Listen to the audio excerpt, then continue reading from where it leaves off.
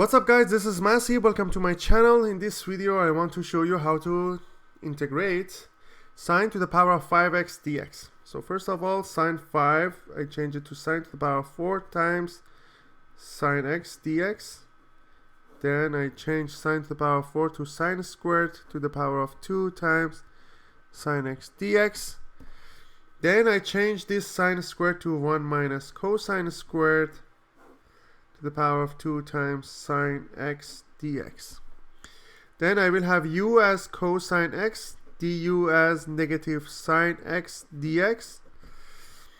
So sine x dx is going to be negative du. So it's going to be 1 minus u squared to the power of 2 times negative du. Then I can write it like that, negative, put it behind the integral. So we have 1 plus u to the power of 4 minus 2u squared du.